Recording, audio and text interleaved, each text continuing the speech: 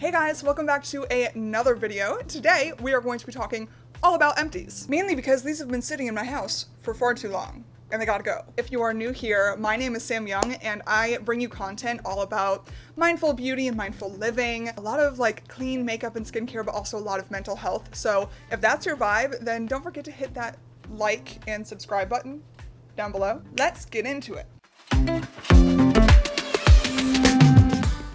I curled my hair under, like toward my face today with my curling iron. I was going for like an old Hollywood glam, almost blowout kind of look too. Since I just did it, I don't think it quite looks like a blowout, but I bet tomorrow, once it's like fallen a little bit, it's gonna look good. Quarantine experimentation. Okay, so starting with makeup empties, quite a few of my makeup empties are Burt's Bees products. So you've seen me mention a couple of these in fails. I put them in empties even though not all of them are empty. And just so you know, any of the products that I have here that aren't fully empty, which isn't very many, I am going to clean all of these out and I am going to recycle all of them or gift them to another person if I can, if there's something that's full, you know, that kind of thing. I'm gonna start with the Burt's Bees Goodness Glows foundation. I've talked about this before on my channel. I've mentioned that I don't think it's worth your money. What I don't like about this product and the reason why I felt like I had no choice but to put it in my empties is one, I have tried to use it in every which way, shape, and form. It never quite dries down on the face in my opinion, even though it is supposed to be dewy. This I can't even powder to get it to feel good on the face. I have tried sharing it out. I've also tried combining it with a moisturizer and it just, when I combine it with a moisturizer, it kind of separates and it doesn't coat evenly. It barely does that on its own. I just can't think of any application that I would have for it in my collection. All right, next from Burt's Bees is this eyeshadow trio. This is in the like Color Story Evergreen Forest. I got really excited about this because I got this after I bought the Burt's Bees blushes and I thought that that formulation was really nice. So I was like, oh, I'll get another powder product from them.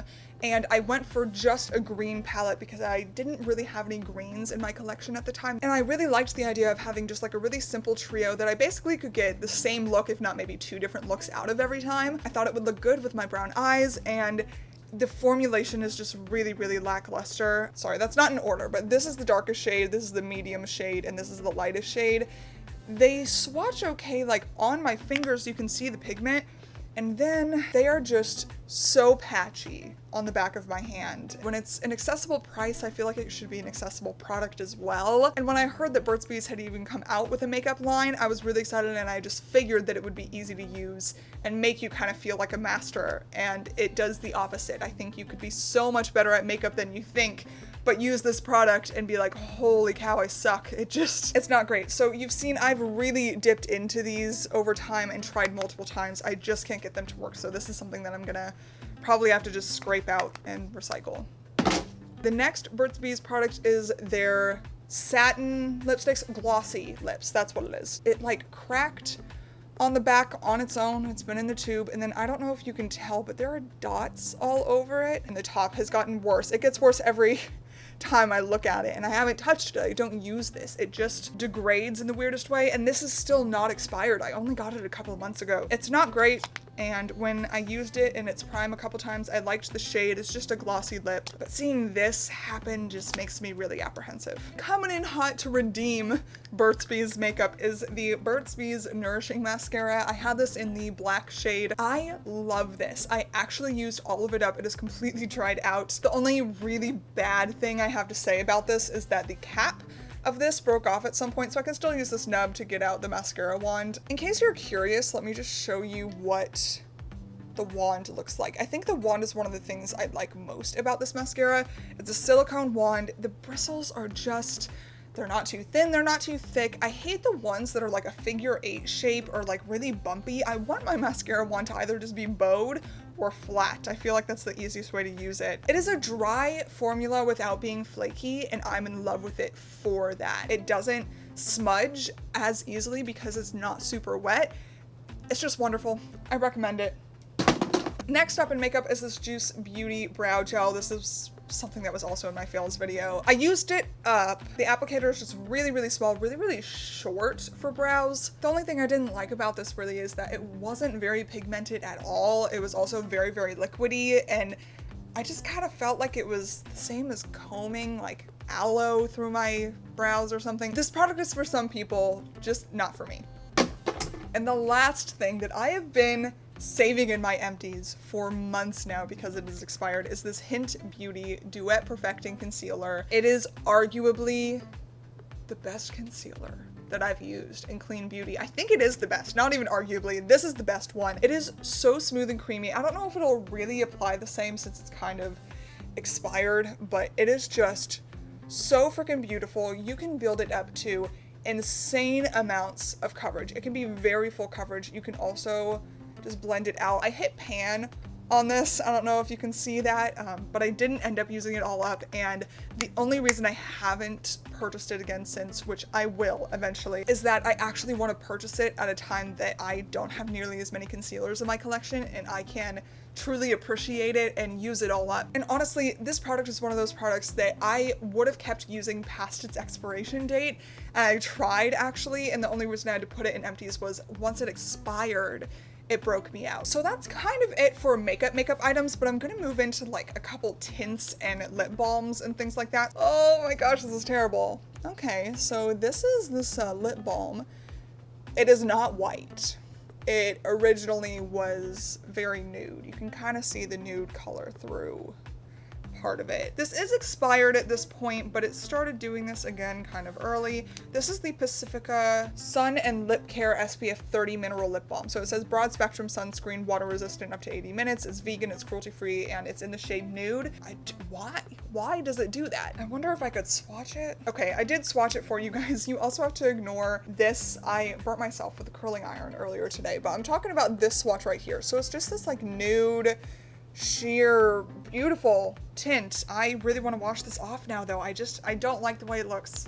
This is the Michelle Sun Protection Liquid SPF Broad Spectrum Sunscreen. This is the tinted version. I think they have a clear version, and oh my gosh, this is amazing. I have another one of these in my bathroom right now. It kind of dries down from like a liquid to powder formulation. It feels so lightweight and it does not feel greasy. It's even a little bit mattifying, I would say. I love using this stuff on my face, especially on a day where I'm wearing no makeup. I can just throw it on. Everything is just like toned a little bit and it's nothing too extreme and it just feels really nice on the skin. Also, it works. Like I've worn it out on really hot days and it protects my skin. It's awesome. The one thing I would say though, if you're thinking about getting this guy, is that I like the dropper version better. So this is the dropper version and they have like a squirting version with a pump.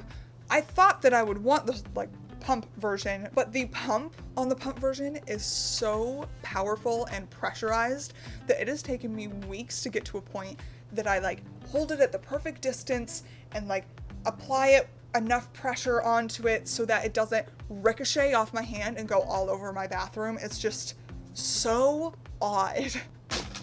Let's stay on this Michelle journey for a second. So this is from the exact same company as that sunscreen. This is a serum or oil. It's a clear skin pore refiner. I liked this quite a bit, but it didn't do anything insane for me. It is completely empty. I used it up. I think there was like bergamot or something in there. It smelled very much like essential oils, which I loved, and it didn't happen to irritate my skin, even though I do have really sensitive skin and essential oils can do that to me. This one just didn't have insane results for me, so I probably won't repurchase this.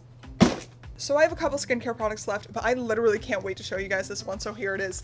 This is the best product you will ever spend your money on. You're welcome. This is by a company called Majestic Pure Cosmeceuticals. This is their Dead Sea Mud Mask. All of the ingredients in their masks, and they have more than just this one, they have a couple different ones now, are beautiful. I got this as a Christmas gift from my sister, and I can't believe that she just found this on Amazon. I asked her when I was running out of it, again, years later, if she remembered where she got it, and she said she did get it on Amazon, and so I went online. I now have two from this brand, and this is the exact same guy. So I'm gonna link this in the description box down below. They did add a couple ingredients though into this formulation since I last bought it, and so I wanted to use it first before even doing this empties video because I wanted to rave about this. But since you can't get this exact formulation anymore, I wanted to test this to actually get to the point of why I love this so much.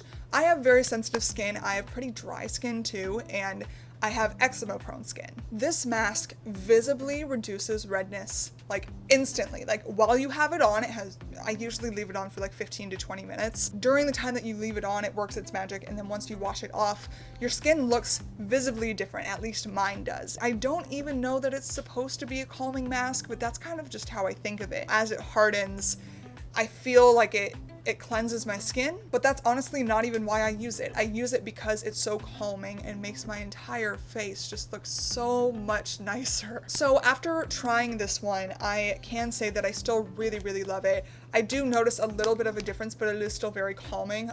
I would just say that it almost feels a little bit more hydrating in this form than it does in this, probably because they added tea tree oil. That's kind of what I would assume. And that's what they've changed the name to now as well. So it says Dead Sea Mud Mask infused with tea tree oil. Moving on in skincare is the Burt's Bees Daily Moisturizing Cream. This is for sensitive skin with cotton extract. And oh my gosh, you know what? I'm just gonna do both of these at once. I also have the Sensitive Facial Cleanser. Burt's Bees makes some really amazing skincare in my opinion, especially for sensitive and dry skin like mine. This is a cream cleanser and it works really, really well. It doesn't foam up or anything like that though. It's just something that you kind of work into the skin, and I feel like it takes the perfect amount of dirt and oil out of the skin while still leaving it hydrated to an extent. So if you have sensitive skin like me, I definitely recommend this like line from Burt's Bees, the sensitive line. And then the Daily Moisturizing Cream I really, really enjoyed, but I don't think I'll repurchase it, only because I tried this after trying their night cream, and for some reason their night cream is so much better than this. If I remember correctly, the ingredient that makes the biggest difference is the night cream has glycerin in it, which is really good for hydrating skin, and I don't think this one does. I really hope I'm not just thinking about something else, but I think that was one of the big differences between them. The night cream is just amazing. It comes in a jar though, so it's not as nice as like this pump, but it's just so much better in my opinion. So since they're so similar and I like the night cream better, and I think they're really similar in price, I'll probably just purchase the night cream instead. Okay, and then I have two things left in skincare. This is the Bye Bye Beauty Vacutial Booster. I think that this is actually pretty well known in the clean beauty sphere. This is basically supposed to be a retinol alternative, Vacutial is, so it helps with cell turnover. It helps you get rid of lines and wrinkles and protect your skin and collagen, I think, over time. I saw no results with this really. I will say that if you're thinking about getting it, I thought that it looked really small originally, and it actually lasted me a good long while with, you know, continued frequent use. It felt like an oil. It was a nice oil. My skin really liked it. It just, I don't feel like it did anything like a retinol would, and honestly, I've started using retinols at this point. I use sunscreen with them, but I just like them better. I feel like they do better things for my skin. So if you want a natural alternative to retinols, then Bye Bye Beauty's Vacutial Serum might be really good for you. I just didn't love it.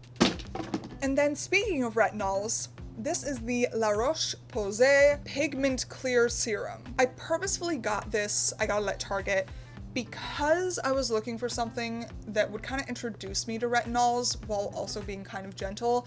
I did some looking online and it looked like this was pretty good for that, to kind of get me into retinols, because this is the first retinol I've ever used.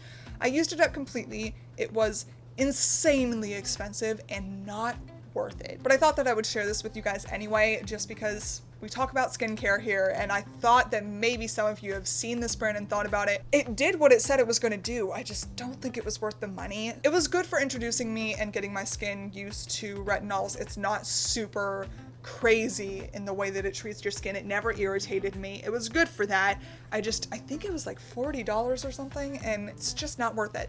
Okay guys, we did it. We're done. That is it. If you have watched to this point, thank you so much. I hope that you guys enjoyed this one. Don't forget to hit that like and subscribe button before you leave, and I'll see you in the next one.